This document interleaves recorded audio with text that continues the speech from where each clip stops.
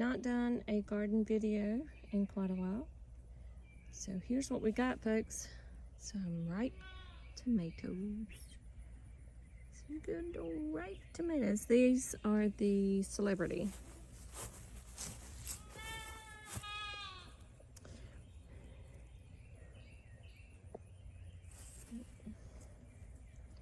Not all of them are ready, but some of them are.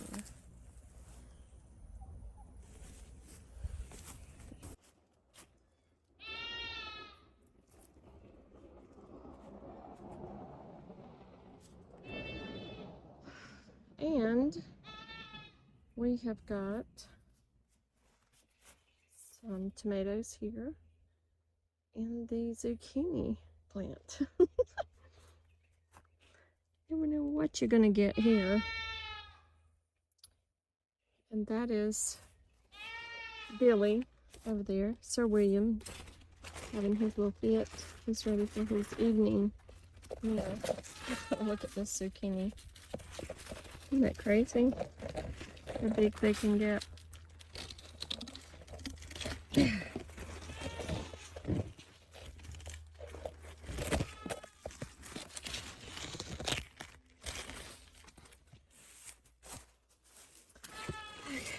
And then there's here.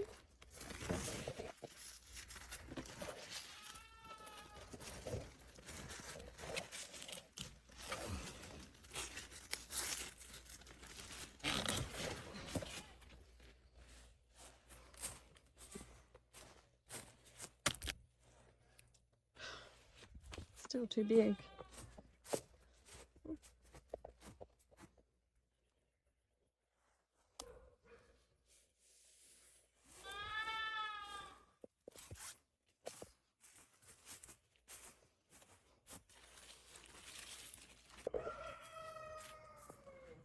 What? Where were they? Where? Building. Well, thank you. Thank you very much, sir. Well, these marigolds, are we even sure this is a marigold? I've never seen one this tall. And it says that's what it is.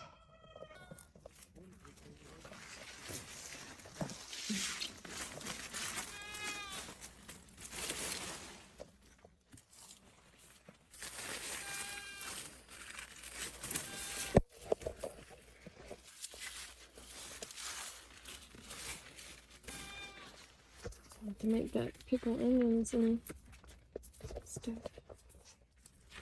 What's that back there? I'll cut these up tonight in jars. Oh gosh, look at all these.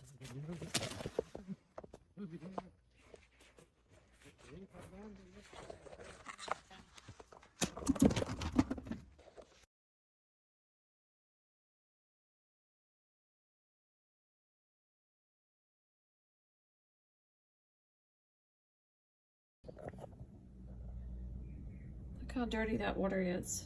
Wash your vegetables, people. Wash your vegetables. To the water, I'm going to add 6 cups, and this is a 2-cup measuring cup. I'm going to add 6 cups of white distilled vinegar.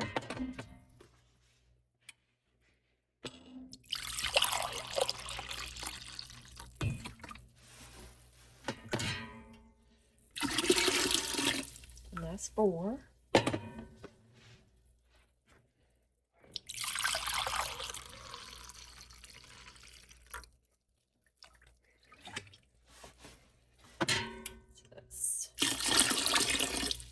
And that is 6. So I've got 8 cups of filtered water and 6 cups of distilled vinegar. Okay guys, I forgot to hit the play button again, but to this filtered water and vinegar, I added 1 tablespoon of pickling spices, 1/4 cup of sugar, and 1/2 cup of pickling salt.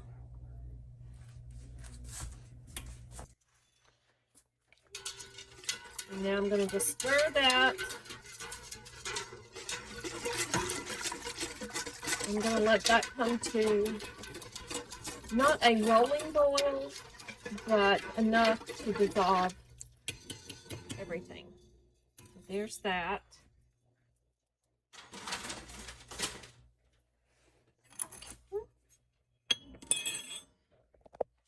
And I'm going to let that stay on until I'm ready, finish cutting up the cucumbers and the onions.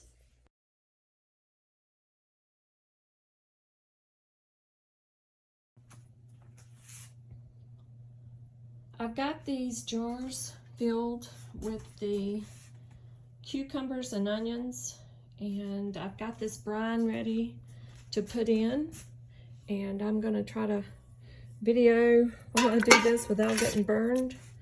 Now I use this little funnel here, and I just kind of let it flow down over those spices and the onions and cucumbers until it gets on up there at the top.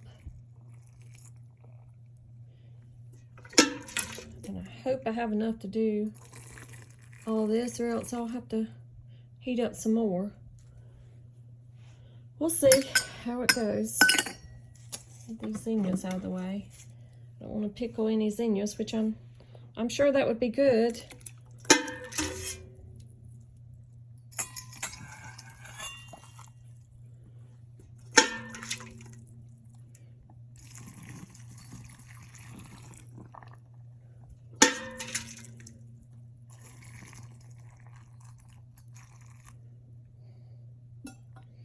Y'all, I don't know if you can see this in the background, but this is not what it says it is. It's not an insecticidal soap on my bar here. I have a mixture of Ivory liquid detergent that I make up from time to time and spray it on my plants just to get rid of any bugs that might be about to attack them. Usually this time in the season, my squash get attacked, and I try to stay ahead of it. But I don't want to put anything harmful on my vegetation because I plan to eat that. That'd be like saying, here, let me just pour this poison into my body.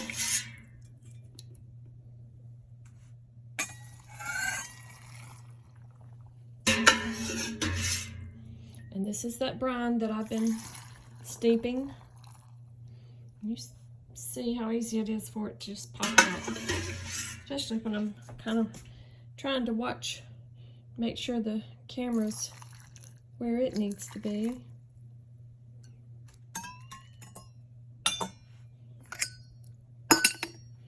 And that's just the gist of it. I'm gonna go ahead and fill up the rest of these. And as you can see, it's right there.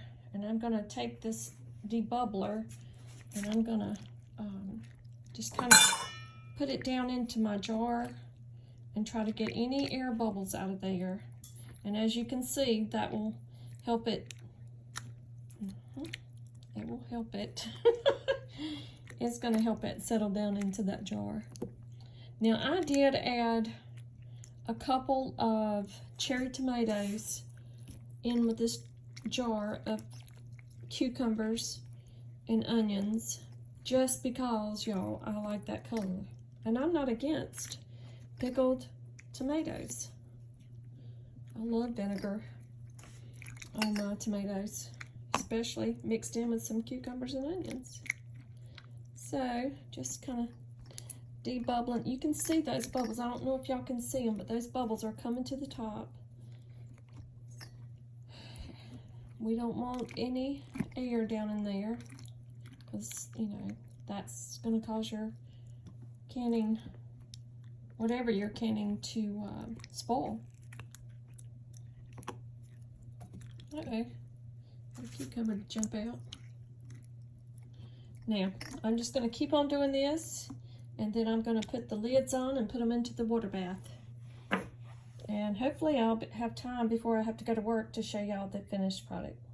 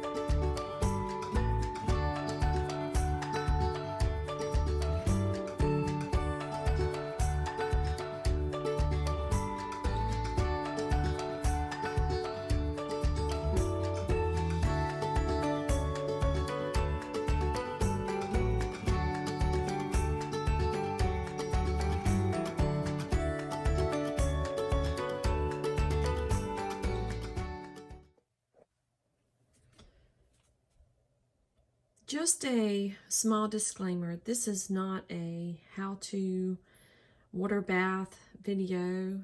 It is just how I decided to process some cucumbers that I got from the garden. And I decided to slice them up and slice some onions and put some seasonings in there. And then once I got everything in there, I put the lids on and screwed on this rim finger tight, and then I put it into a water bath with boiling water and placed them down in the water. I made sure that the water was an inch above the rims. Once I placed my jars down into the water, and then I put the lid on and let it process for 30 minutes. Not a high boil. I actually changed the temperature on the dial to about medium high, 5 or 6, depending on how your dial setting registers. And then I put the lid on, and it did process for about 30 minutes. And then I turned the heat off, removed the lid, and let them sit in the water for 5 minutes, just so that any more air bubbles could escape. I lifted this up and let it cool for a bit longer. And then I set them up out of the water. Now, once these are out of the water, I'm going to place them on the bar on a towel, just in case any liquid is on the jars. And they will sit there overnight, 10 or 12 hours, and then I will remove the rims. With the cucumbers that we picked yesterday, I ended up with 14 jars, which was 2 batches of these pickled onions and cucumbers. I would actually like to do probably 14 more, and that would give me pretty much enough for 2 years, just in case next year is not a good cucumber year. So we'll see how this goes. If I can, I would just like to pickle just the plain cucumbers, but we'll see how it goes as the season goes along. Okay, I have removed the rims, and I'm going to do the lift test. All of the jars have sealed. As you can see, the bubble is not sticking up in any of them, but I always do the lift test. If you can lift your jar without that seal breaking, then they are certainly sealed. they were not sealed, that lid would pop right off.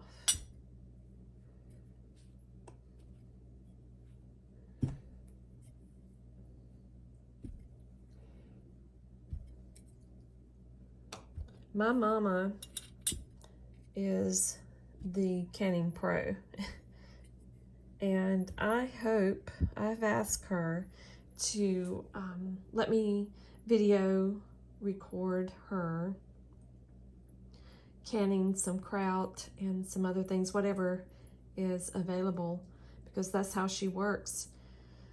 Whenever she has an abundance of anything, she will can it. And maybe when that happens, I can actually show you her canning room that is full of prepared food. And that's how we grew up. Everything that was in the garden was canned for the winter ahead and beyond. It wasn't something that we did because we were fearful that we wouldn't be able to find food in the grocery stores. That was our food source. Canning what was in the garden during the summer for the winter ahead was how my parents fed a family of 7. And it didn't have anything to do with fear. It had everything to do with preparing for the future with what you have. And it had everything to do with being a good steward of the resources that God provided for our family. And my parents had been taught very well how to prepare for the year ahead. It was a way of life, and one that dwells deep within who I am. And I hope that finding this part of me again will be something that I can treasure for the rest of my life. This is who we are as Christians. We are not people who live by fear. We are people who live by God's provision. And if you didn't have that growing up, it's not too late. You can find it because it dwells deep within you no matter what. God bless you all. Have a great day.